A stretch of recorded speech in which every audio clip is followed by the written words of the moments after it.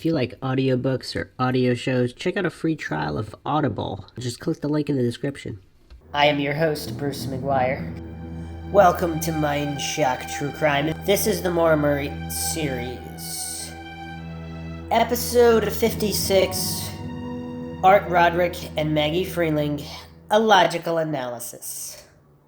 This one is long overdue. I wanted to examine some statements that were made by both of these individuals, of course, who were working on the Oxygen show, the propaganda piece seeking to so-called debunk any kind of police conspiracy theories, but they probably don't realize they actually shed the light of possibility even further on those theories by how much of a steer job that documentary was. Of course, it did bring attention to the case, which is a good thing, and that's what it sought out to do, supposedly, and try to cover the bases. Now, they have not released all of the transcripts and all of the information they have to the family. So why not? That's a tough one. I mean, the case is still unsolved. What are they waiting for?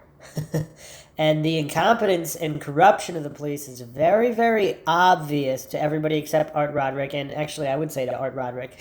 Maybe not to Maggie Freleng, but we'll get into both of these individuals. I know I said I'd be going back to UMass for the Hadley crash and all of these other issues at UMass, which is, of course, where the steerers don't want anybody to look, so there's obviously a lot of answers there. I will be definitely getting to that, but this was just something I wanted to touch upon to examine the logic or lack thereof regarding Art and Maggie and exactly how they steer and several theories on why they steer, but just the basics of logic and reason. Empirically verifiable, crack a dictionary, jump on Wikipedia, whatever you want to do to verify these logical fallacies, and faith that Art is peddling with a certain kind of desperation that's very telling of his dishonesty, because the subconscious does not lie. And we will be taking a look at all of this and more in typical Mindshock fashion. As always, if you like the podcast, you can donate to our PayPal. Just check the link in the description. Make sure you subscribe to the channel, hit the bell for notifications. If you like the podcast, hit the like button, share it across social media platforms. Keep the awareness up. In this case, there's definitely some momentum going now. Questions, comments, thoughts, theories, debunkings, rebuttals, leave them in the comment section. You can check us out on Twitter, Facebook, Reddit, and Patreon. Patrons do get priority for case, topic, logical analyses, request, and co-podcasters. And if your tier is high enough, you can have a guest spot on the Mindshock podcast in your series or podcast topic of choice. So let's jump right in here. This is not a background on Art Roderick. He was actually at Ruby Ridge, and there's a lot of issues with Art Roderick. We're not going to be going into those here. This is going to be a logical analysis of the Rockwell Theater Q&A in Somerville, Massachusetts, which occurred November 19th, 2017. So this was a couple years ago, and we will examine how much this information has aged, and of course, whether it's aged well or not, and the context at the time. Does this make it more or less obvious on what a sham the Oxygen documentary was? And we will see, because John Smith obviously brought the most amount of information forth. Between John Smith and James Renner, they've clearly done the most amount of work on the case. And some of these other individuals clearly have a certain amount of ego domination and insecurity, which they demonstrate. And we'll be looking at basic factors of psychology to see how they do it. Let's just talk about the very end of the show, because it's the elephant in the room to some people, I'm sure. I don't know about here, but at least listening at home. So you guys told the Murray family at the end of episode 6 that there were task forces that were being set up in this case. So can we hear a little bit about that? Because it came out that the Attorney General sort of denied that. So yeah, what do you guys make of this? I'm gonna hand that off to Art, actually, because when I saw that Strelzin had said that, I was also confused because we were told this to our face that this was happening. And so my question to Art was, why is Strelzin saying this is not happening, and why is he making his guys look bad by saying this isn't happening? For anybody who doesn't know, what was said in the show was that it's a new investigation, it's a new task force. Pretty much everything is going back to they're going back to the beginning. They're re-interviewing people. They're going back to the sources, and they're sort of rejuvenating the case. And then there became this miscommunication about, is this a new investigation? Right, So this is what we're addressing here, and that was me stalling while we got a mic that worked. Yeah, and I think that's exactly why I think the Attorney General was probably upset, because it came out in the press, or actually on the website for Oxygen, that they're reopening the case. So just real quick before I let him finish, Maggie's response seems relatively genuine, and this is something I will be going into throughout this logical analysis. I can't tell if Maggie's an intentional steer or not.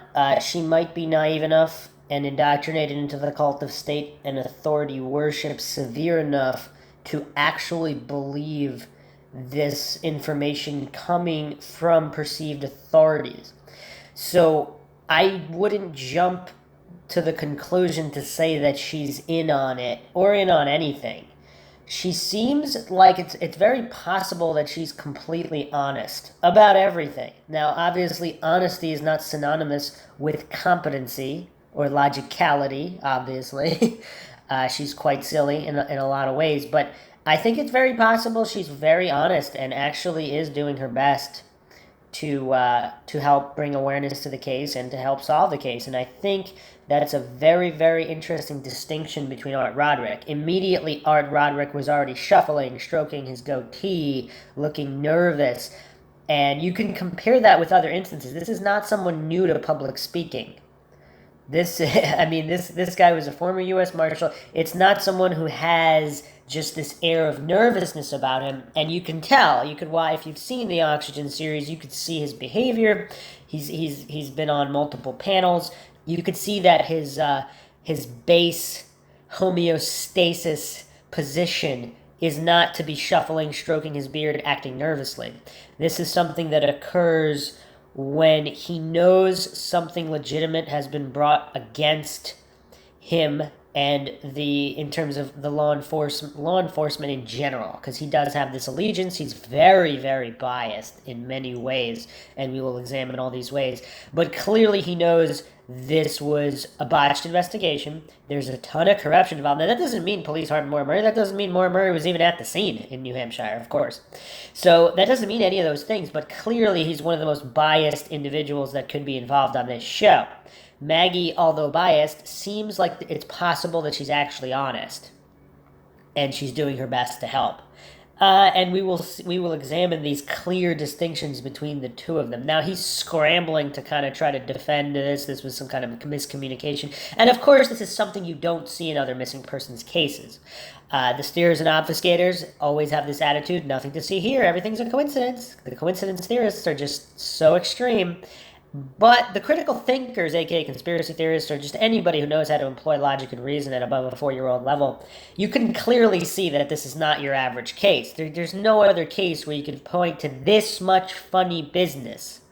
From UMass to Haverhill, the police activity, talking about the police activity, the propaganda jobs, like how long the footage was withheld. We still don't have the liquor store footage. We still don't have any of the UMass security footage. Was Saturn even on campus that weekend?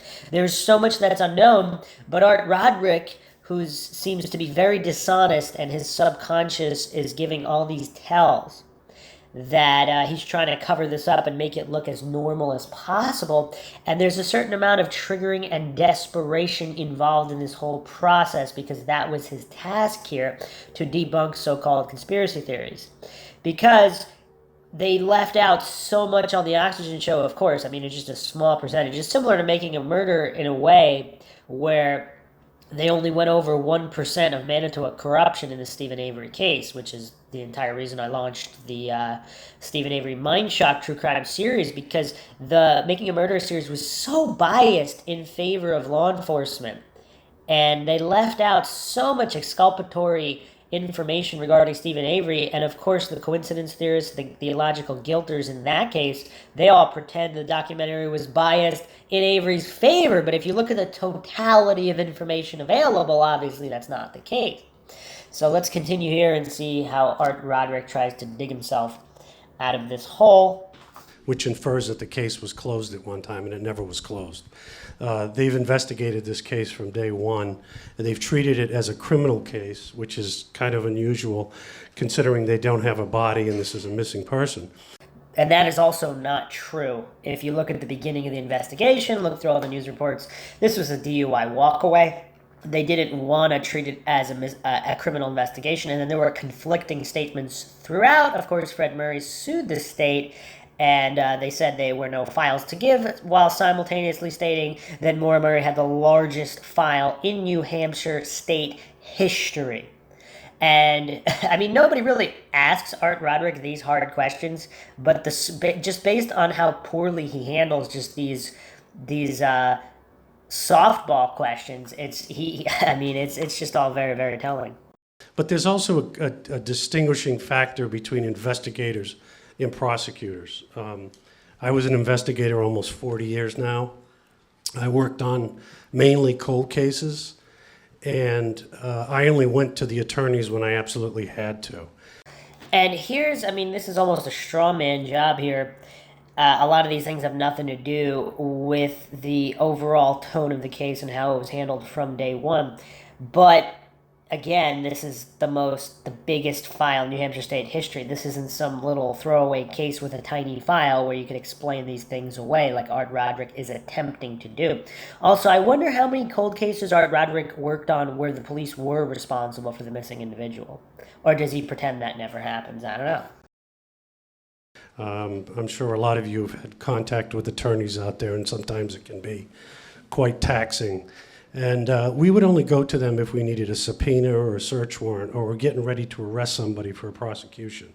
And a lot of times, the prosecutors don't have to know exactly what's happening on a day-to-day basis within any type of task force. And I'll just touch upon it again. Throughout this whole exchange, if you watch Maggie Freleng, she seems very calm and relaxed. She does not have any deceptive tells in this exchange. She's nodding along as if she truly believes that all of this is plausible, which she might. She might truly believe all of this and not be intentionally steering, obfuscating, or trying to do anything nefarious, whereas Art Roderick, quite the opposite. And I think that's probably what you have here. I mean, we were literally told to our faces that they are re-examining the case. And listen, I've done many of these cases, and you constantly re-examine. I'm still working on the Alcatraz escape case from 1962, and I can't tell you how many times I've gone back and looked at the original case files from the FBI and the Bureau of Prisons. It's just what you do in the normal course of business when you have a cold case. So why didn't he do it in the Maura Murray case? What's going on at UMass? What's the standard DUI walkaway? Did he even examine whether Maura Murray was the driver or not? I mean, this is quite a silly man, and again, it's very interesting to compare this case to other cases because there's just no end to coincidences, anomalies, and overall funny business that you don't see in other cases. And then the desperation level of the steerers, you don't see this in other cases either. In other cases, people don't care what anybody believes. They give their opinion. There's not this air of desperation by the steerers and the obfuscators. You have a cold case, you always go back to the beginning, you re-examine it, and it's kind of like a roller coaster. I mean, because you got good days and bad days, and on these types of task forces that you put together, you bring people in, and then people go back. It's not like law enforcement has thousands and thousands of police officers out there. There's always other cases. There's cases that are hot. There's cases that are important. So these task forces tend to ebb and flow with personnel. But this was different, though, because they didn't have a reason to go back in and redo everything. Right. So that was kind of what we were able to accomplish with the show and the attention that it was getting, being a national show. They were able to go back in and re-interview people, have reason to do that. Am I correct in saying that? Yeah, no, that's exactly right. You have to have a reason to renew the case How about, do you want it solved or not? Is that reason enough? Or re-examine the case, and in this particular With those case, resources into with it, those resources, yes. because you just can't keep putting resources into something when there's no leads to be investigated. And a case can go cold in a week. It can go cold in a couple months. It can go cold in a year. It's when you run out of actionable leads is when the case goes cold. This case has been a cold case since February of 2004. And was that intentional or not? Something that, of course, Art Roderick is too terrified of objectively, neutrally, logically examining. So, and it has gone up and down. And I think probably what we're talking about here with the Attorney General's office is more semantics than anything else. Right, because the headline was not correct, which had Right. nothing to do with us. It slipped through the cracks. I mean, The Oxygen headline the Oxygen said, headline. And how many other things are not correct in this case? Was Maura Murray even at the scene? Was that correct? Is that not correct? What about the man smoking a cigarette that nobody ever wants to talk about? And pretend that Faith's recollection is false, and yet Butch Atwood is an infallible God, even though he said that the person at the scene did not look like in the pictures. But even if he said it looked exactly like her, again, we're talking about words of a human. Is that a positive ID? Where's the physical evidence? That said the case was being reopened. right, which doesn't make any sense because it has never It been was closed. never closed. Yeah. Sure. Right. But the fact that all of this is happening otherwise should not be overlooked because of a faulty headline. Right. The show did some good. I mean, Absolutely. that's 100% certain, I think. Right. It's hard to deny that. Well, from Yeah. the very beginning, I'll tell you, the state police knew that they were going to have to beef up and get ready for the leads coming in. I mean, that's just the normal course of the way it goes. I can go all the way back to America's Most Wanted, when we used to profile fugitives on America's Most Wanted, and we always brought in more people to help with the leads that would come in. So this is just what happens in the normal course of re-examining and looking at a cold case.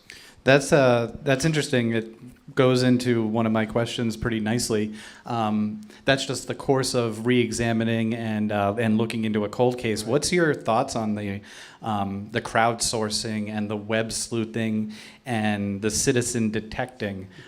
Where does it? I don't know about. I'm assuming that a percentage of this audience would consider themselves a web sleuth or a citizen detective. And immediately Art Roderick was laughing, smiling, like, clearly his ego is so out of control that of course no web sleuths could be more logical or intelligent than him.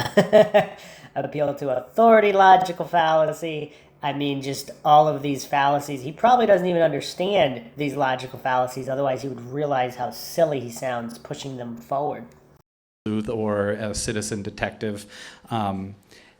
Can each of you provide, just from your experience with this, some advice? I don't know, Yeah. one of you can do it and then the other one can do it, but just some advice Looking to... at me. Yeah, go ahead. And Why it's, don't you it is start something that off? we address quite a bit because you do hold this amazing newfounded responsibility if you're taking on this citizen detecting. It is a Yes. bit of a responsibility. Yeah. I mean, I think something I had said before was misconstrued, that I think that citizen detectives and web sleuths are terrible. I don't even remember You what didn't the say quote that was taken out of context. That is absolutely not what I think at all. I think everything you guys do is amazing. And okay, so right there, that's the first sign of deception from Maggie Freleng. Obviously, she even had to overcompensate. Everything web sleuths do is amazing, everything, because she knows that I'm sure it was partially taken out of context, and I had gone over it in the past on the Mindshock podcast at the time it was occurring. But clearly she had issues with people not trusting what she was putting forward, not taking it on blind faith. So again, this, to me, just based on everything from her tone to her body language, it seems like more of a case of Dunning-Kruger and incompetence, where she doesn't realize how silly she's being because she doesn't have this advanced grasp of logical comprehension. So she truly believes that appeal to authority is not a logical fallacy, that these authorities are trustworthy and they should just accept it. She also obviously has a very overinflated ego, some narcissism issues, but to me, none of that points to her not being genuine in trying to help the case. Again, I could be wrong about that, of course. She does have some strange connections in her background regarding the Maura Murray case and other individuals in upper levels of government agencies. I'm not really going to go into that right now, but just from what I can tell, nothing seems outwardly pointing to her being an intentional steerer. It seems to all come from just genuine incompetence and incomprehension of logic. So, and here she's being a little bit deceptive because she obviously meant something by those comments, but not to the extent. So she has to claim taken out of context, maybe partially taken out of context, and then she has to go to the complete other side to overcompensate for that, since she knows that she was lying about it. So now she has to say everything being done is amazing to overcompensate for that. I probably talked to a few of you. You send leads, great stuff. It is so helpful. I think what is hurtful is when people put things out there that are fact that are not fact. Like the Oxygen show, like half the stuff she puts out, like almost everything Art Roderick puts out. And that's hearsay, and it's been hearsay for the past 13 years, and it's like Maura Murray was at the scene. it's continually getting pushed. And then when we have come out and actually debunked theories. Ooh, what did they actually debunk? Because here's the thing, too, just examining her tone, body language, I think it's possible that she really does believe that it was debunked, again, due to logical incomprehension. Was it debunked whether Cecil Smith was in the SUV or the sedan? I think she actually believes they debunked it. The Oxygen show debunked it. Obviously, they didn't in any way.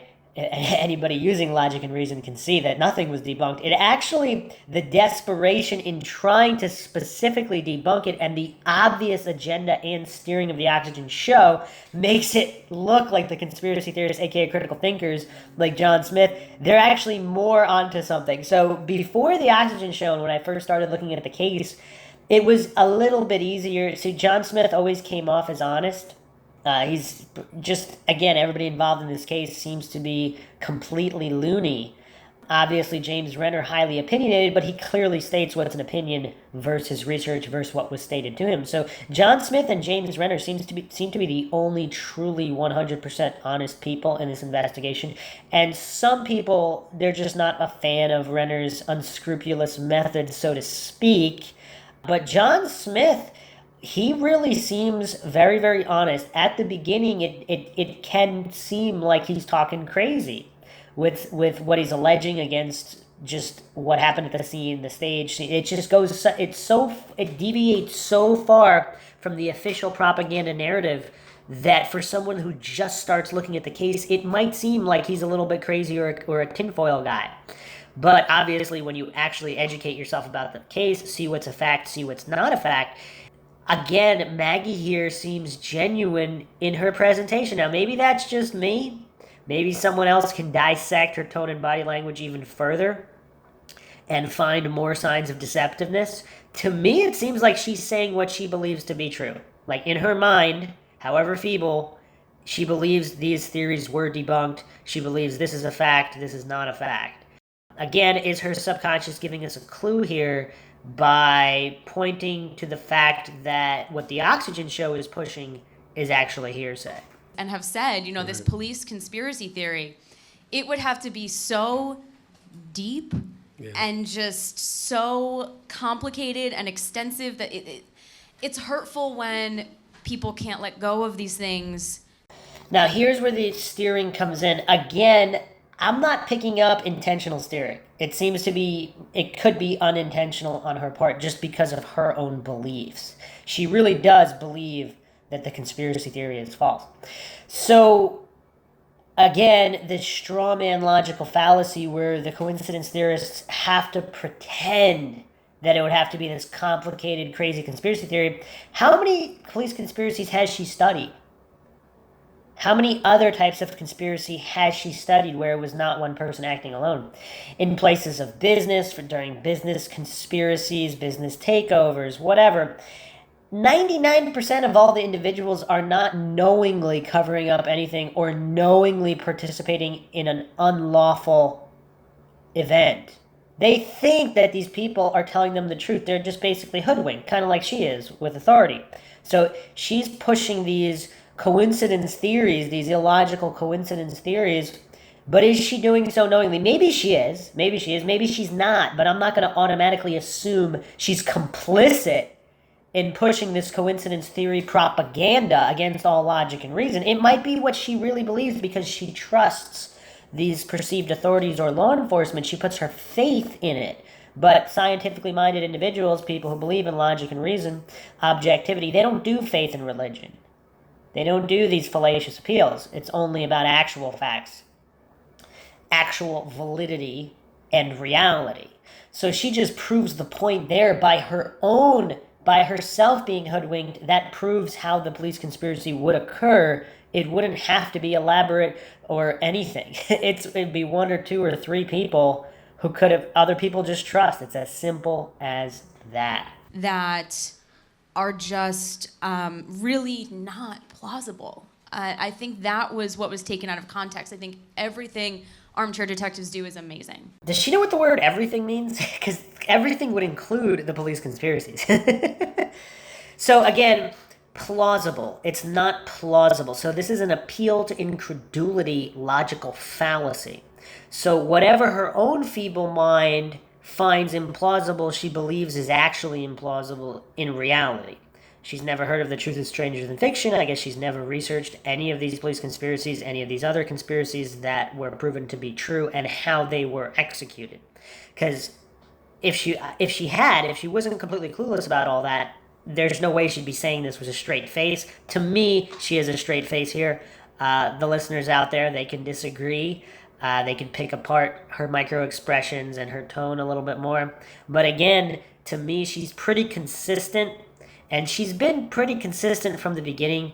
Obviously, there is a desperation from her steer as well. But again, it could be unintentional because she might truly believe that what she's doing is legitimate. So it's not like Roderick with all of these tells and subconscious projections and triggering where he knows he's peddling false dogmas and false propaganda. With her, I don't get that. So again, she might truly believe it's not plausible. But here's a staple of steers. They pretend they have the monopoly on being able to judge what is plausible and what is not plausible.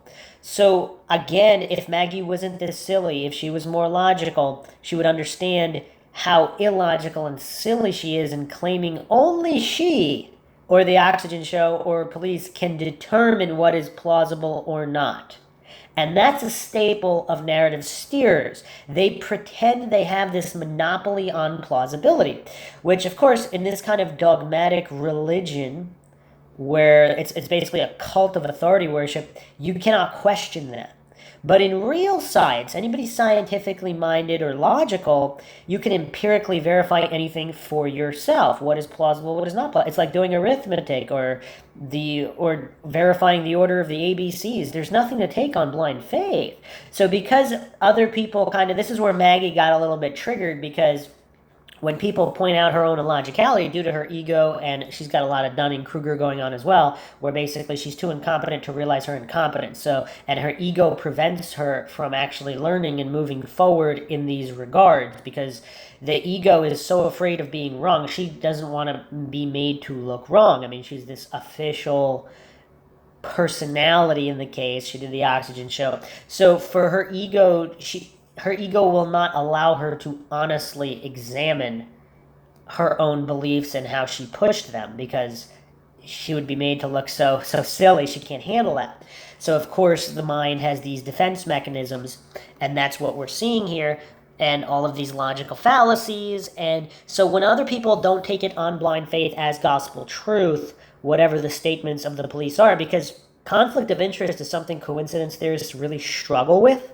I mean, it's really, really strange. So supposedly functioning adults just can't grasp the conflict of interest. If you're trying a serial killer, you're not going to accept his evidence at trial. You're not going to take his words on blind faith. He says he didn't do it. Maybe he did it. Not every serial killer is responsible for every murder they're tried for. He might have killed a bunch of other people. It doesn't mean he killed the person he's being tried for. But why would you take his word for it? It doesn't make any sense. Yet these silly people will just take the word of law enforcement without actually seeing the proof. So Maggie's whole attitude of trust me, it's in the transcripts. You can't see them, but I've seen them. But even if it's true and it's in it, how does that prove that's actually what happened? Because if the conspiracy is true, obviously we can have doctored documents, which we see, because if you look at the dispatch logs, there's so many different versions of the dispatch logs. There's all these redactions. It's just very, very bizarre stuff where Maggie she's too silly. The Dunning-Kruger is too extreme, so she can't grasp it. So now she gets triggered and all these ego issues going on. Again, doesn't mean she's dishonest in terms where she's pushing what she knows to be false. I'm not claiming that's the case, and that's not what I see here. It is amazing, and it is helpful. It's when people get stuck in their ways and can't think outside of their own beliefs and start pushing things that are not true. So now that was the projection there, and her tone did change slightly for that. So that's her psychological projection where her subconscious realized that about herself, about Art Roderick, about the official narrative, where they can't think outside of that and realize that it's not true and these other things could be true. So that was very, very accurate projection by her subconscious due to her being triggered by those comments because she knows that they're true. She knows she took it on faith. It's not logical. But that doesn't mean that she thinks it's untrue. She probably does think the conspiracy theory is not true. Based on all of this, she has a certain amount of trust and respect for Art Roderick. I don't know why, but she does. So she took a lot of this on faith. Other people don't take it on faith, so she takes offense to that and she got triggered about it because she wants them to take it on faith like she did because that makes her less wrong, so the ego can be more protected. The herd mentality always comes into play with coincidence theorists. Web sleuthing has solved actually a lot of cases. And I think law enforcement is very thankful for that because they can't be everywhere and do everything all the time. So now we have a distinct difference there. He said that without fidgeting, without being nervous. So it seems like there's a certain amount of honesty in that statement, and you can compare and contrast with his other statements regarding other things. It's almost like he's a little bit more normal, closer to homeostasis there for that delivery. So again, is this just an appeal? Is this kind of like an olive branch to certain web sleuths? But of course, it has to be on his terms, and they can't question the timeline. In certain ways that Art Roderick personally approves of, web sleuthing is good. That's basically what he's saying here. And we know that they are. They've said right. that it's helpful. It's helpful, but along with the good, there comes the bad, and the bad can be a real pain in the ass. And here comes the fidgeting.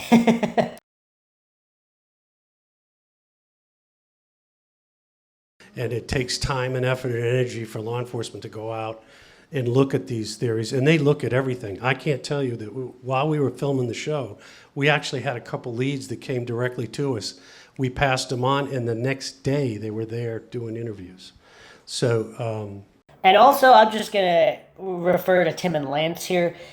Nothing here really seems telling of deception from them. Just going to put that out there. They seem very calm, very neutral, and like they're just trying to help the case.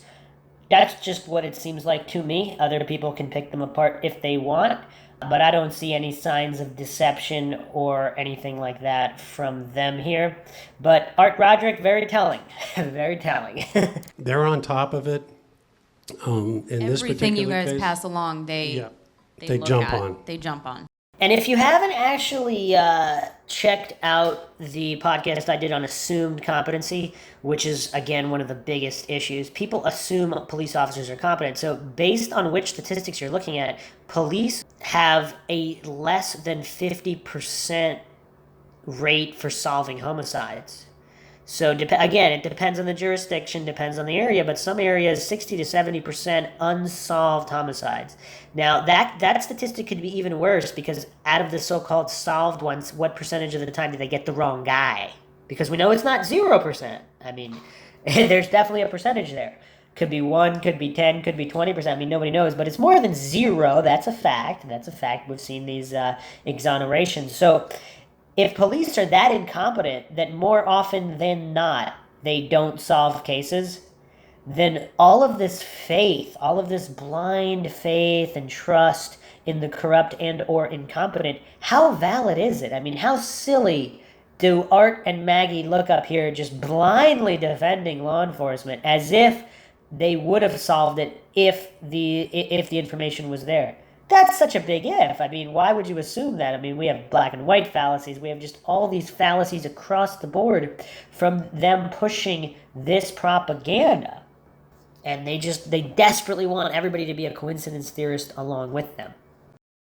Yeah, they jump right on it. And I think that was the most hurtful in this, is some of these facts that are not facts, turning the community against the police and then making it so they can't work together has been really hurtful to this investigation. All right, so again, I'm not seeing deception there from Maggie Freleng.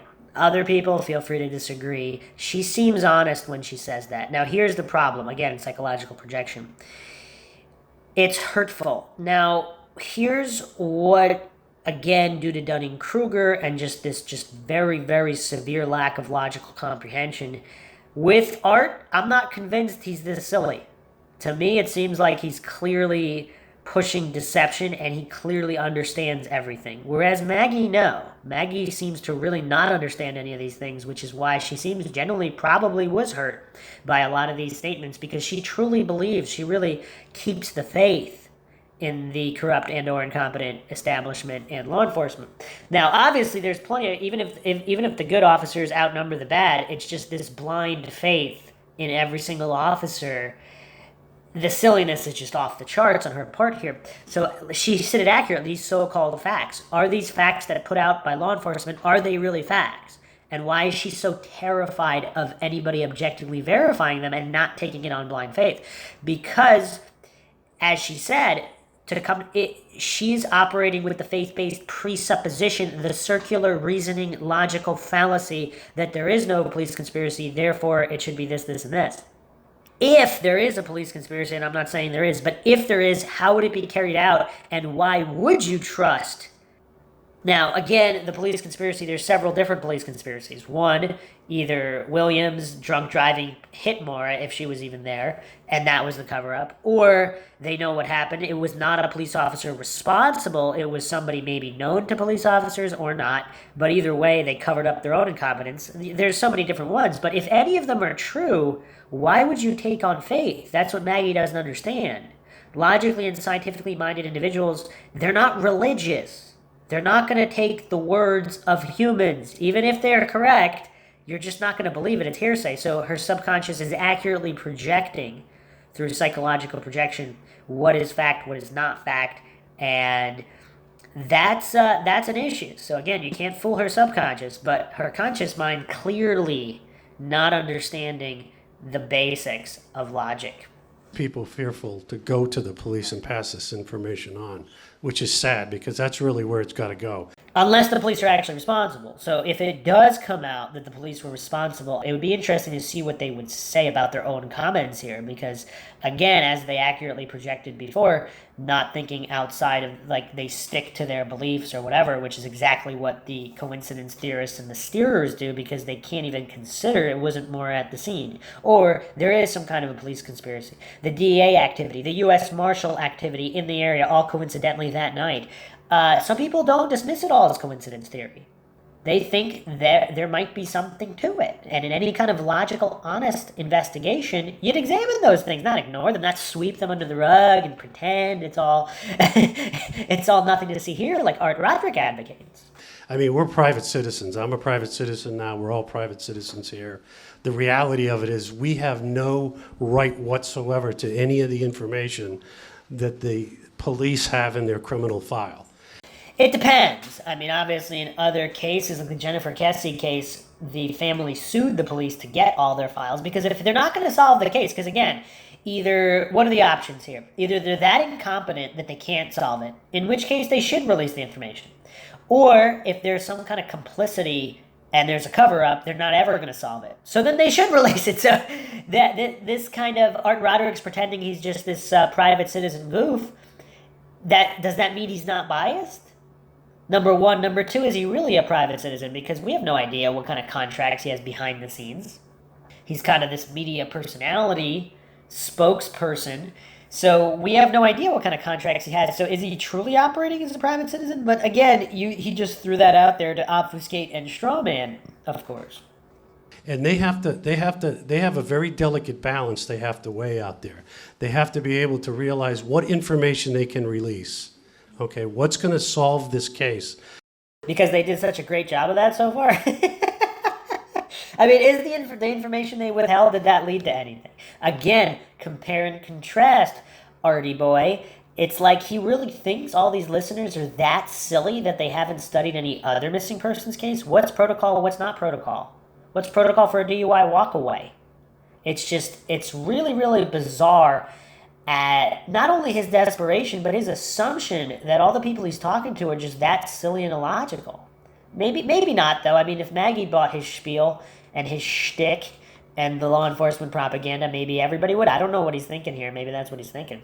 Without giving away everything that they have in their file, because they're going to need that specific information to determine if somebody's telling them the truth or not. Like the man smoking a cigarette? Or they're going to need it for the prosecution. So it's a very delicate balancing act that they have to do. So how often does someone from the cold case unit speak with the Attorney General, Jeff Strelzin, or anyone from his department? Well, it's based on, what's happening with the case. I know for this particular case, when we started this, we spent hours with both law enforcement and the Attorney General's office talking to them and building trust between both of us. And I think whenever anything is hot or they have a good lead, they'll let the AG's office know. But I can tell you there's probably months and months and months go by without them having a conversation about Maura Murray. Especially if they don't want this case solved, because then why would they? How hot is the case right now as opposed to when you started filming the show? It's definitely hot right now. I mean, I can't tell you, I probably talk to the New Hampshire State Police cold case unit 3 to 4 times a week, just passing leads on, and them also telling me, hey, we're out, we're doing leads every single day. And I wonder whatever became of all those countless leads. I mean, this is 2017. Like, what's the news there, Artie boy? We have new people that have come in to look at the case, which is always good. It's always good to have a new set of eyes take a look at the case from the very beginning, because somebody might have a different idea. It's a good point, especially if the police conspiracy is true. You need to examine it with fresh, objective eyes, not eyes like Art Roderick. But it's probably the hottest it's ever been right now. And it's some interesting hypocrisy there, too, because he's advocating all these fresh sets of eyes going back to the beginning, and yet look how dogmatically they shut down any thoughts of a police conspiracy. Very, very telling. You're allowed to look at only the things in the case they deem you're allowed to look at. Again, classic steerer methodology. That's pretty remarkable then, that they're working on it daily, because things that I've learned about cold cases is that's not the way it goes. Right, and I think that's what that was the accomplishment of this show. Right. They knew as soon as we started doing this that they had to get everything together and get this in motion, because it was going to be national and it was going to be explosive and people were going to be coming forward. And before it was released, they said, we're getting everything together, we're ready for it. Like, they were bracing themselves for the influx of leads. That were going to come in. Yeah. I was getting 30 to 40 emails, messages a day. And it was amazing, and it's helpful to the police. Like, I appreciated people sending them to me so I could go through them, call you guys, talk to people, and then pass it on to the police, which was really helpful for them. And again, there seems to be this barrier, this just basic comprehension barrier where they don't Maggie just really seems, she puts so much blind faith into law enforcement. Like, she can't even consider the possibility that if there is some kind of cover-up. Now, again, I've discussed it in the past. It's not necessarily that there might have something happened that night. If Maura really was up there, whoever was up there, if they got into some kind of innocent accident with an undercover FBI during some kind of DEA sting op, Maura was either hurt, not hurt, maybe she saw something she wasn't supposed to see, they would shut this all down quick. If solving the Maura Murray case gets in the way of a much bigger case or some kind of classified case, they would shut it all down. So Maggie and Art, I would think Art would know that. There's no way someone his age could be that silly. I don't know if I could buy that he's that dumb. I don't think I could buy it. Again, you can call that an appeal to incredulity, logical fallacy on my part. Maybe he is that dumb. I don't know. But Maggie seems to really not understand that if there was some kind of cover-up or stand-down and that solving the Maura Murray case is impossible due to these other factors, what is all of these leads that she got and forwarded? How much is all that worth if they've made the decision that it just can't be solved? And Maggie just can't seem to wrap her brain around that. And I also love when people would send things and say, hey, I don't know if this is really helpful. This is something really silly, but I'm just letting you know. Those are the things that sometimes in the end wind up being really helpful. Like, if there is a police conspiracy, those little thoughts that they dogmatically dismissed, they'd be very helpful in finding out what really happened. Yep. Usually those are more important than the ones that come forward that, absolutely, literally say, I know the answer. And but the ones that come forward and they say, this is a small thing that I discovered here with something that's in the dispatch log. Right. Did you look at this? And then they send an email with a little screenshot of that, and it makes you think. And then you can get back to them and say one way or another. Usually it's, we can't tell you what it is because it goes to law enforcement. Right. And usually that satisfies their they'll move on to the next little element, the next little like puzzle piece for them. Right, exactly. And it's also, it's not like they're calling Maggie and I and letting us know every day what's going on in the case. They're not doing that. Don't get that impression. We're passing leads on, they're investigating them, and whatever conclusion they come to, but they're never going to let us know. They have promised that if they do come across something that where they think they're going to come to a conclusion to the case, they're gonna call us and let us know. And of course, they're going to call the family. They have I think a fairly decent relationship now with Fred and with Julie and Kurt and Fred Jr. and Kathleen, and I think they're working to make that better. I think initially there were some issues, personality issues between Fred and one of the investigators that was originally assigned to the case, but maybe that's having them due to pushing the angle that Maura was suicidal and just went up there to commit suicide. Might that have something to do with it, Art Roderick? Or is his bias towards law enforcement that extreme that he just calls it personality differences? If it was your daughter, Art, and you knew she wasn't suicidal, and they were pushing, or maybe she could have been, but they were using that as an excuse to not do an honest, objective investigation. How would you feel about that, Art? And how would you feel about other people calling it personality differences? So, and again, they're pretending the relation, like there's all these issues with there are a lot less issues with the relationship. If you were a family member of Maura Murray, and the police gave all of these self-admitted private citizens like Art and Maggie all of this information that they're not giving you as the family of Maura Murray, how would you feel about that? Art Roderick just admitted they were private citizens, and they have all this information that the family does not have from the Oxygen investigation. So what does that tell you about law enforcement?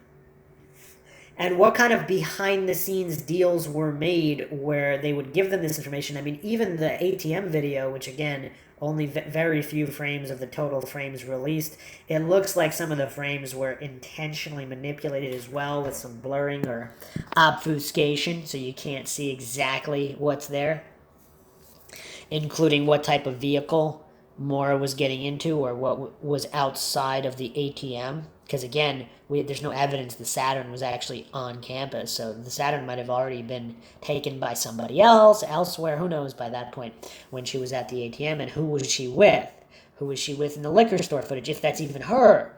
So again, these are basic logical questions. You don't get this kind of steering, obfuscation, and playing stupid by the steerers I mean, maybe they're not playing, I don't know. But you don't see this in other cases. So that's very telling in and of itself. And the desperation at how Art wants everybody to take all this at faith and suspend all logic and reason. Very, very telling.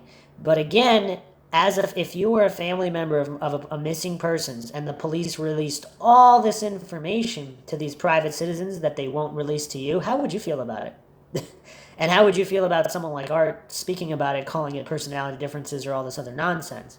So, yeah, it's really, really disturbing. This whole thing is very, very disturbing, and how he's peddling the shtick. And we don't know what kind of behind-the-scenes deals were done. So if law enforcement did promise to give the Oxygen crew and Art and Maggie all of this information, as long as they artificially debunked the police conspiracy, the SUV sedan situation, which of course they couldn't even do. Because originally there was no SUV.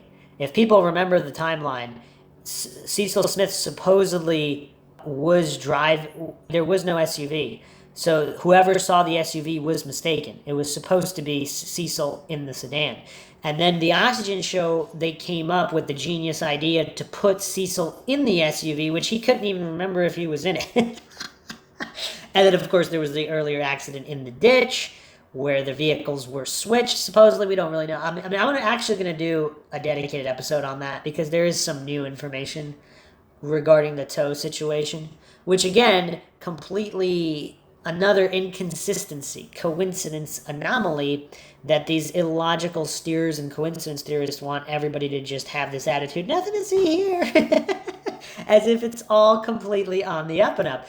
And that's very telling as well. So yeah, if the sole purpose of the Oxygen show was to create this new narrative where Cecil was the one in the SUV, oh, that accounts for everything. Stop looking at the timeline. Stop looking at the SUV and sedan issues. Stop looking at everything. And it kind of had the opposite effect, because if you look at the transcripts, there's a couple more smoking guns came out. Like whatever officer was there, Monahan actually overheard on Faith's call that the lights were already there. So was that a police impersonator? Check out the previous episodes if you haven't checked those out. I went into different police impersonators in the area.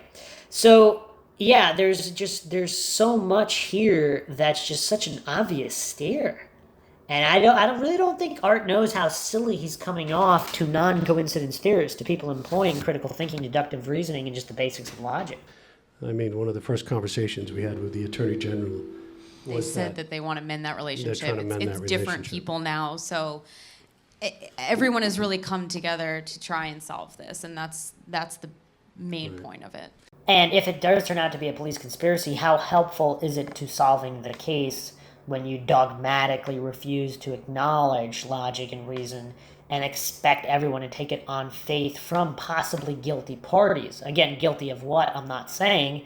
They could have not harmed Maura, but they're just, again, other agency involvement, whatever, making the case not being solvable. If that's what's going on, how helpful is it for people like Maggie and Art to just completely shut down these avenues of investigation and pretend it's implausible that a police conspiracy could occur? Now, the two of you got involved in the case about 2 years ago, right? It'd be about 2 years now? Art, probably 2 years, maybe Yeah, a year and a 2 years. half ago for me. So I know that you came into the case knowing that there was this immense online activity, and it is essentially like we say, it's the first missing person or unsolved, the first cold case of the social network era. Yeah. Were you surprised at all when you realized that you had to first dig through all of that, clear out all of that noise in order to even see where to look in the first place? Was that surprising to you how much there was? I think it wasn't surprising until afterwards. Yeah. Because during it, we really were just looking at the facts. We were starting from scratch, looking at facts, the two of us, interviewing people, doing our own stuff. How much was done at UMass? Was Maura Murray really at the scene? Does Maggie Freleng truly know what a fact really is? And then after the show came out is when I started realizing how big that online presence was. I'm not a Redditor, I'm not a blogger, I don't read those things. But after the show, I've been sucked in by even texting with you guys, like, hey, have you seen what this person said? And it's just like, wow, I didn't realize how big that community was until after the show, I think. So you were wallowing in the mire afterwards? Yes. Oh my God. This is the. And Art's still not in it, so No. he just hears about it from me. I do. Luckily, I don't have any social media, so I don't get all the stuff Maggie gets. But You are really lucky. yeah, I know. It's, No. it's mind-boggling from the stuff I've seen that you Yeah. guys get. If anybody wants Art's number on the way out, he will We're send going to you flash it up on the screen yeah, right here. live updates. Just take a picture and tweet it. No, just kidding. That's a joke. Yeah. No, and the Facebook groups are really great. There's just a vocal minority that Yes. that are slightly aggressive, or maybe not even slightly, and it's a little abusive at times. But they're getting taken out. I mean, if you start getting Yeah. abusive on the pages, I mean, I've seen the moderators be like, we have no tolerance for this Right. anymore. There shouldn't be tolerance for that. Especially on the controlled Maura Murray subreddit. That's obviously why the Mindshock Maura Murray subreddit was even created, because of this pretending that something that was interpreted impolitely, so subjectively perceived impoliteness, is much more important than any kind of logical discussion by the steerers. And on these controlled websites and groups, anybody looking at avenues that they don't want looked at, they used subjectively perceived impoliteness to remove those people. But the one thing that is correct here, it is a vocal minority. So it's the same circle of trolls, obfuscators, and steerers with many, many different accounts. One of such individuals is supposedly Bill Roush, and Aaron Larkin, of course. A lot of accounts to deal with there. We all have the same mission. We all Right. want the same thing. There's no reason to be getting offensive and aggressive to people. And I've talked to some of the moderators who have reached out to me and said, you know, this is crazy. We've had to delete more people than ever Yeah. because people can't play nice anymore. And I don't know what did that. What did that is the steering and the obfuscating to a certain extent. Obviously, there's a certain percentage of just crazy people that have nothing better to do, and that's some of it too. But I think, again, I don't pick up any kind of deception when she says we all want the same thing. Now, people can't play nice, so playing nice is more important than solving the case. And what one person's idea of playing nice is not another person's idea of playing nice.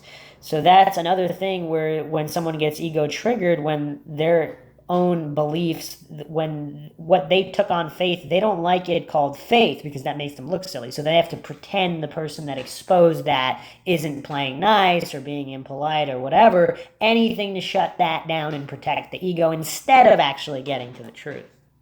I mean, when you look at all this stuff that's out there, I constantly remind everybody, I go, you have to ask yourself one question. How does that get us to what happened to Maura Murray? And if it doesn't get us to that question, then why even deal with it? So if it was a police conspiracy, how is you shutting it down or not wanting anybody to look at the timeline art? How does that get us to solving the case? So, yeah, very important questions. Okay, a lot of people have these side theories, but and I keep coming back to it. I go, well, how does that get us to what happened to Maura?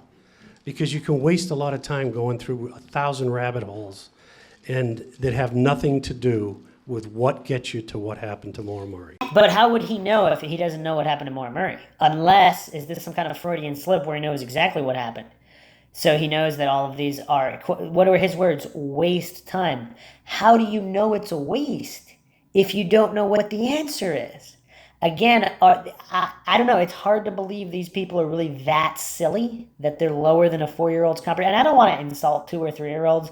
Maybe there's 2 or 3-year-olds out there that actually could understand this stuff, but these people can't, or they're just playing stupid as part of the steering campaign. Once again, I'm talking about Art here, not Maggie. Maggie does not seem to be deceptive to me, but I don't know. So if you don't know what happened, how would you know what is a waste of time in terms of what you choose to investigate or which rabbit hole you choose to go down? I mean, again, these are the basics. Man, it's kind of rough. This is rough. And that's what I think I said that got misconstrued. I think that web sleuthers are amazing and are helpful, but it's when it's so sidetracked and so out there. But if that's the truth, if an out there theory is the truth, then what? I mean, again, the silliness is off the charts here. If they don't know what happened, how do they know? I mean, at this point, with it being unsolved, is it really that unlikely that it's one of the out there theories? Because if everything was that easy, this would have already been solved. I mean, this isn't rocket science. That it's not helpful and it gets in the weeds, and those are the people that do get angry and aggressive and offensive to others. Yeah. And there's the projection, because it's the other people who can't handle those theories that get aggressive and all of this due to their triggering, like Maggie herself, like Art is whenever anybody brings up the timeline. The projection there is very accurate by Maggie. And again, the ego must protect. So she can't be on the wrong side of this because her ego wouldn't handle that. So she has to pretend that, again, the conspiracy theorists, aka critical thinkers, they're on the wrong side by by exploring theories that are not helpful. But if that turns out to be what really happened, then what? That's like, again, their circular reasoning, logical fallacies, and faith-based presuppositions are so extreme they can't comprehend that if you don't know what happened, how do you know what didn't happen? I mean, man, this is children's level logic. Logic over emotion, I think. Yeah. Right. Yeah. And it's tough because the people who are emotional about it, it all comes from a really good place. Yeah. They all want something to happen. In this case, something positive. They want resolution, but they just don't know how to handle their emotions when it comes to it. Especially triggering and projection, which we see all the time. But a lot of people use the word logic without understanding what it is. For example, circular reasoning logical fallacy. Logic first, not emotion.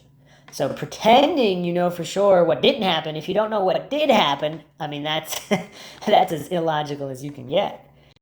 And you said something, Maggie, about the reasoning, right? The reasoning behind if you're being attacked and you and Art are being attacked for lying for the network or lying to, I would never lie for a network, Right. by the way. That's crazy. But I don't get paid enough for that. So. But you get attacked, and this is where the logic comes in. You get attacked, and you're told that you're part of this big mass conspiracy. And you told me earlier, you said, just why? Okay, so here's a big logical fallacy there, because if you don't know why, doesn't mean it didn't happen. So again, the case is unsolved. So how could the why be known at this moment? Right? So if there was, and you could see Art getting nervous and twitchy again right as he said this. He starts rubbing his face and doing all these things. But the why, of course, is one of them, if one of these theories are true, if there is some kind of upper agency involvement. Like, for example, in the case of Greg Floyd, so having a family member that's, a state attorney general or whatnot to cover for you and all your crimes, I mean, that's the why right there. They get other people to go along with. I mean, look at the why in any conspiracy. I mean, does the why even matter? Like, people who I go over this on the Coincidence Theorists podcast. If you haven't checked that out. On how coincidence theorists operate without logic, because they grasp all of these fallacies because they don't understand how basic logic works. And also notice a lot of people use the word logic and they have no clue what it means. So I explain this because you did a really good job with it. I think, Art and I have been talking too, and this is our career and our livelihood, and I'm a trained professional journalist, and he is a 40-year law enforcement veteran who is still working for CNN and doing all this stuff. This is our livelihood. So for us to lie nationally for a network puts us in jeopardy. What do we have to gain from that? Well, wow, that's a lot to unpack there. Your actual job? This is a good time for the Upton St. Clair quote. It's very difficult to get a man to understand something which his paycheck depends on him not understanding. So Art Roderick is, of course, the spokesperson. So he's going to say whatever he's paid to say. Same thing with Maggie to an extent. If she really is an honest, objective journalist, she's not lying. She's saying what she believes to be true. And I could see, and there's definitely a little bit more emotion there from her, as if she doesn't like being accused of lying, which she might not have if she really was lying. So she might be saying everything which she believes to be true, but everything she just said right there was just complete silliness. I mean, that's just peddling status quo. That's what everybody. I mean, that's what's been done by humans since the beginning of status quo. You lie to maintain the illusion, to keep the gears moving, and obviously, the other false dichotomy here, the black and white fallacy, is that nobody's being called to lie about anything.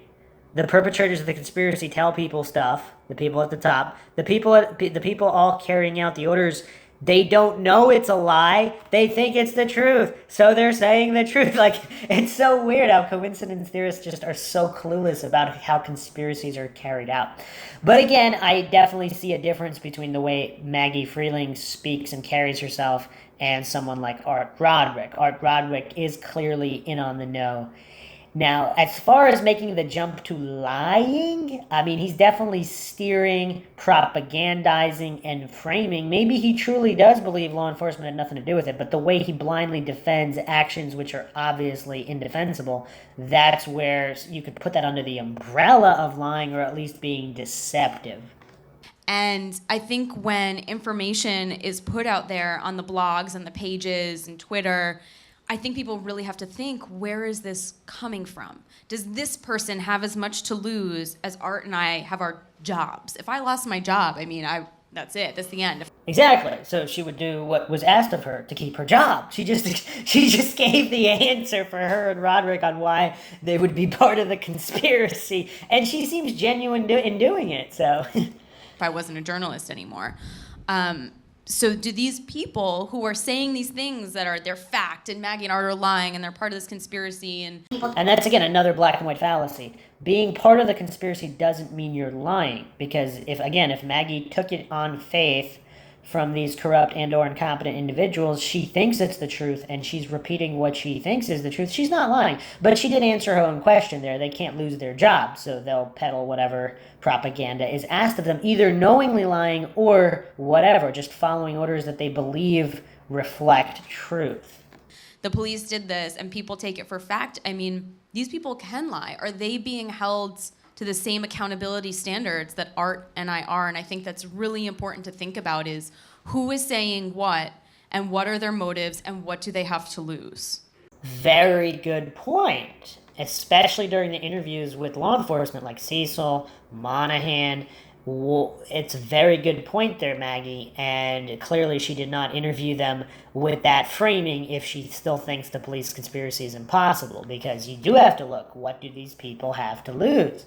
Strelz and all these other people, if there is some kind of conspiracy or cover-up, for whatever reasons, again, bunch of different reasons, even if Maura wasn't even at the scene. So, yeah, again, the sheer hypocrisy on the part of Maggie, where her subconscious can recognize these things, but her main conscious mind cannot, due to, again, Dunning-Kruger, ego issues, and just basic logical incomprehension.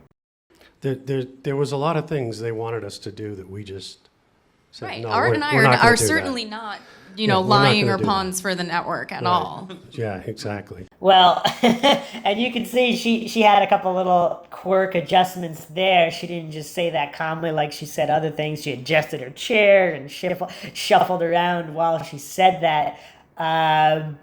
Don't know exactly what to make of that, but Exactly. And- And you know, the other thing too is, I mean, it's a TV show, so there has to be some kind of entertainment in it for people to keep watching, to get to our point, again, as to what happened to Maura Murray.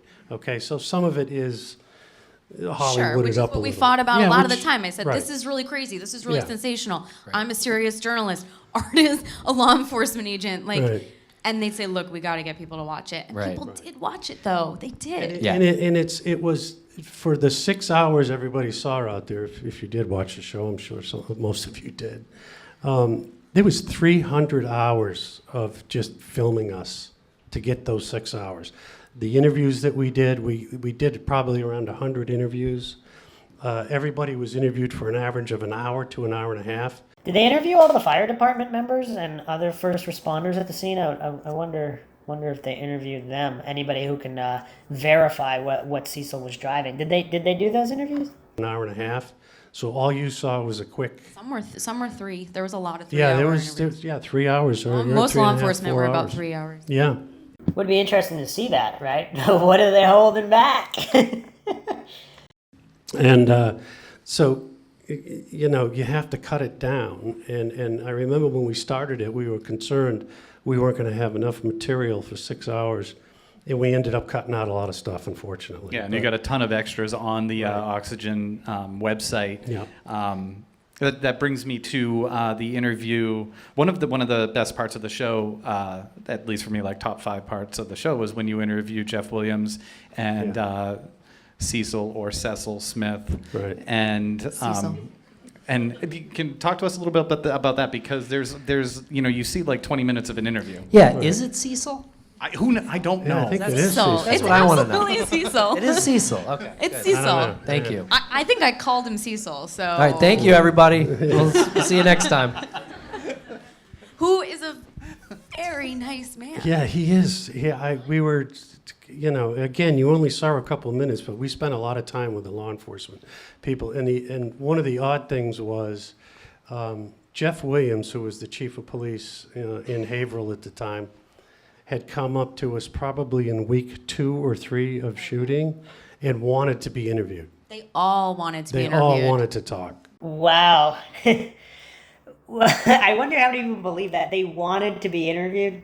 That's interesting. Is that why Williams slammed the door in James Renner's face? Because he wanted to be interviewed? Now, again, I'm not calling them liars here. Because, again, Maggie... If they told Maggie they wanted to be interviewed, then Maggie would be repeating it genuinely here because she took that on faith as true. Again, Art Roderick has a weird tone for a lot of this. I don't know if I could trust anything he says. But, yeah, was Strelzin the one who told them to pretend to want to be interviewed to make it look like they had nothing to hide? Again, this is what logical individuals, non-coincidence theorists, people who are actually logical, employing critical thinking, deductive reasoning, these are the questions they ask. And everybody should, any honest investigator should ask if they're doing an honest, objective, logical, neutral investigation. And the other thing, did they interview McKean? I don't know if anybody knows that. They interviewed Lavoie, which is a very interesting interview again as well. They did not interview McKean. Again, upcoming episode on Lavoie versus McKean and everything that could mean. Wanted to talk. It was amazing. They just wanted to get it all out. Because as a law enforcement officer, you can't defend yourself in the public, okay? Usually there's a gag order. The U.S. Attorney's Office or the District Attorney's Office doesn't want you talking about the case. You are literally hung out there to dry, and you have no way to defend yourself until it comes to, you know, if you're going to court or something. So it's a tough position that law enforcement is in because they really can't defend themselves. And these law enforcement officers, I mean, were absolutely chomping at the bit to talk to us. Is that true, though? Because James Renner interviewed Cecil Smith with no problem. He tried to interview Williams, who wasn't even a police officer at the time. So, yeah, is that true? Is anything Art Roderick says true? I don't know. I just wanted to ask about the sort of this slight sensationalism that comes with a TV show like this. Like, we know that it happens. You know, they told us very early on that that's what happens, and they said it's about finding answers. But you know, there's a little bit in there, a little bit for entertainment purposes. Right. What do the Murrays think about that, and how do they feel about the show? I mean, obviously they knew that because they got the same speech that we got. Right. But how do they feel about the show now? And Art's more in touch with them. I talk to Yeah. Julie sometimes on Facebook, but you're very close with Fred. Yeah. I think they're happy with it. I think They they're are. really happy with how everything turned out. We have a good relationship with them. Yeah. Their relationship with the police has started to mend. I think they all feel really good about it. They do. I mean, you know, you spend 5 minutes with Fred Murray, and you can't help but feel for him, for the family. I mean, he, within 5 minutes, he'll tell you, I'm just trying to do everything I can do to find my daughter before I die. And Fred is in his, I think, mid-70s now at this point. And you can see it in his face, and I think you saw it at the very end of the show in episode 6.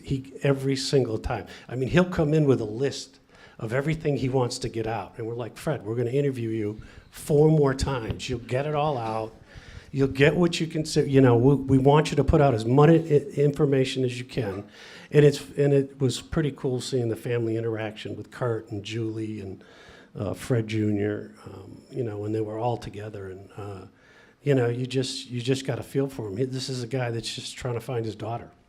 And not to be devil's advocate, but one part of the show that one member of the show wasn't thrilled with was Kathleen and the interview where her body language was being analyzed in the next room, and she wasn't aware of that, and she came out publicly, over social media, and said, just expressed how she felt like she was kind of done wrong. Can you talk about that a little bit, about how that all went down? How did you find out about that? And I found that quite odd because the cameras are right there in front of her face. I don't know what she was surprised about. Wait, did Art Roderick just play stupid to the millionth degree? The cameras were in her face? Yes, the camera's recording her. The question was about the body language specialist watching her from the other room. And Art got all shifty again with his body language. But also what's telling, of course, not only with Maggie Freleng asking Fred whether he assaulted Maura or any of those just bogus questions that a decent human being would never ask. What about the body language? And why didn't they have the body language expert analyze the law enforcement interviews? Just an honest question. I mean, if they're doing an honest, logical, neutral investigation, if they really are trying to eliminate and debunk a possible conspiracy, I mean, it would seem that would be par for the course in doing so if it wasn't just a propaganda campaign. She knew we were in the other room watching. I mean, that's how we did all the interviews. So I think Kathleen is susceptible to people putting thoughts or information into her head. I mean, I don't want to get into her personal life, but she does have some dependence issues. And I think very possibly somebody might have got to her and said, oh, that was horrible. But she knew what was going on the whole time. That was not any cover-up we tried to.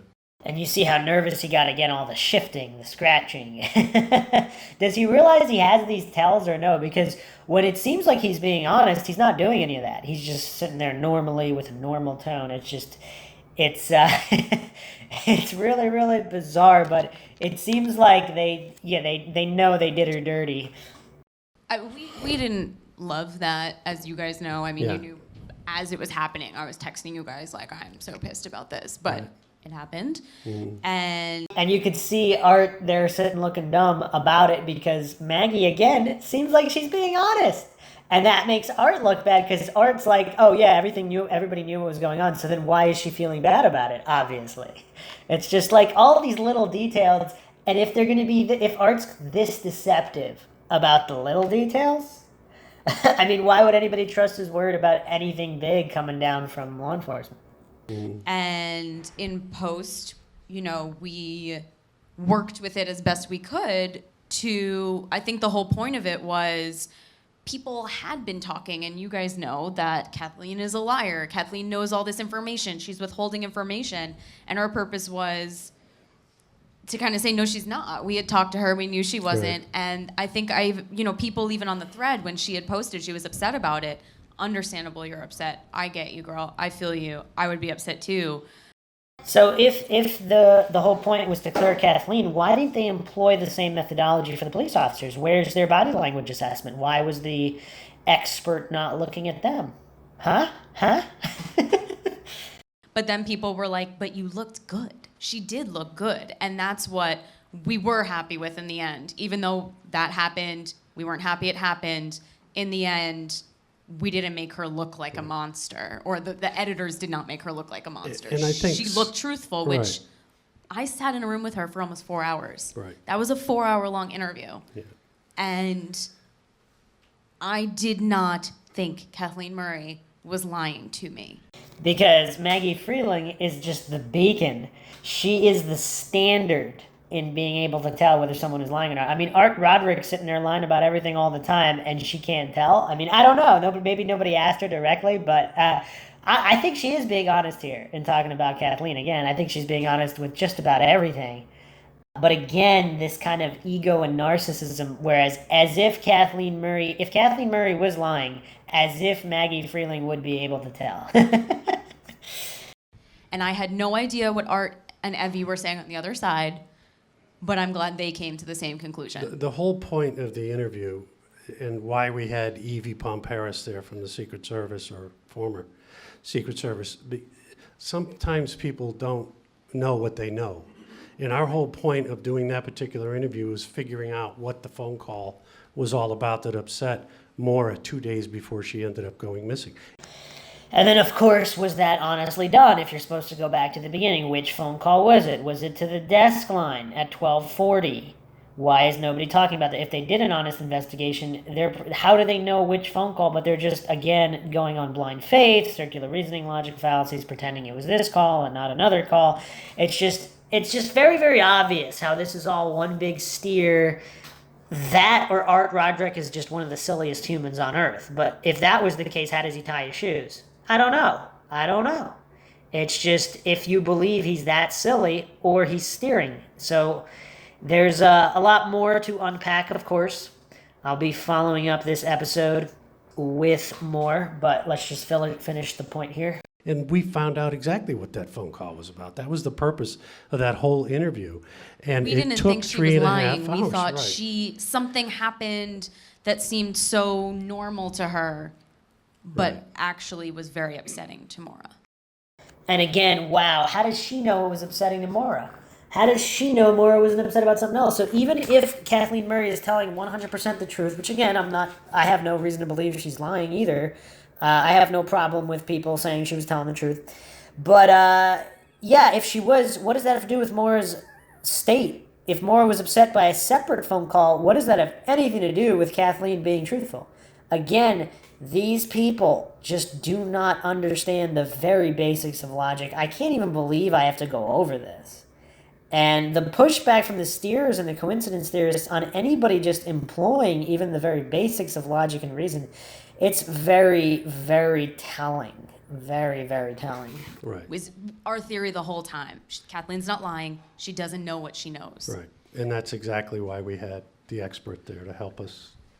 And at first, when you first see it, and anyone who hasn't seen this part, it was Evie Pomperis was analyzing Kathleen Murray's body language, and you see it at first, and you think it's this technique by a network to make it sensationalized, but it would have been weirder if you didn't do that as an investigation. Right. Kathleen, there's direct information that Maura possibly gave to Kathleen during that phone call that needed to be talked about, and Kathleen had never done an interview before like that. And it just seemed like the responsible thing for an investigation to analyze her body language. Be also responsible to analyze the body language of the police officers, right? Because if you want to rule them out, and yet that's not what we saw, because it's very obvious what the agenda of the Oxygen show was. And when I started thinking about that, I was like, oh, this is great. And right after the episode came out, I called Art and said, have you talked to Fred? Are they upset? I mean, they all sat together every night watching every episode. They were together watching it all. Right. Sometimes Julie would message me afterwards and say, hey, thank you, this was a good episode. But that one, we didn't hear from them. And I called Art and said, have you talked to the family? What did they think about this one? Are they pissed about it? And what did they tell you? No, they were fine with it. I think, at one point, we had heard that Fred actually tried to get a hypnotist to hypnotize Kathleen to take her back to that time frame to figure out exactly what had happened. I don't think that ever happened, but even Fred, I think, even the family realized that maybe Kathleen knew something that she didn't think was important. They should use a hypnotist for all the police officers, because maybe they know something they don't realize is important at the scene of the staged accident with the Saturn, right? I mean, these are good ideas. I'm not saying they're not good ideas. I'll tell you, if it was like a law enforcement setting, you never want to do an interview in a bedroom. and have somebody I mean, sitting on yeah, a bed it was across from terrible. you. It was very was the uncomfortable worst to sit setup. there for 4 hours. I mean, we were in this very seedy hotel. They thought we were shooting pornography They did. in the room, and we're like, oh my gosh, what are they going to do? Charge us more here? Appeal to humor, logical fallacy. Try to cover it all up. So it was kind of a bizarre setup. The It whole was thing bizarre, and they yeah. really did. They saw Evie, this like beautiful blonde woman in her stilettos, knocking on the door, and they were like, "What are you guys doing in there?" Is it okay if we shoot? Yeah, it was. They were, but no, it was because Kathleen didn't want us at her home, and it's a very rural area of Vermont. So people also think that we put Kathleen in this. Like we didn't think that highly of her. Find a classy hotel up in that area. I mean, it's not, like. There's not many hotels. Wait, in well, what are you general. saying about Vermont? There's not. I'm not saying. I'm just saying it was a very rural area. Social We were media like, goes wild. Okay. Now, first web sleuths, and now people from Vermont. Jeez, Maggie. We love Vermont. The Green State. Vermont. No, this is northern Vermont. This is like No, this was like border of Yeah, Canada. very There was rural. not much there's there. not much In going on. fact, our So- cell phone said "Welcome to Canada," right? Yes. When we got up there. Yes. So we had to find the closest place, and producers picked this spot. So yeah, that was the segment there. I'll be going into the rest of this Q&A, so to speak, where, to analyze more of a lot of these issues and all of the steering being done by the Oxygen Show and Art Roderick specifically. As always, if you enjoy the podcast, you can donate to our PayPal. Just check the link in the description. Make sure you subscribe to the channel, hit the bell for notifications. If you like the podcast, hit the like button, share it across social media platforms, keep up the awareness in this case and other cold cases. You can check us out on Twitter, Reddit, Facebook, Patreon. Patrons do get priority for case topic requests. Get your questions answered in priority fashion, and also you can be a guest on the podcast. Questions, comments, theories, thoughts, suggestions, rebuttals, debunkings, insults of any kind, leave them in the comment section. This is Bruce McGuire signing off. Catch you guys next time.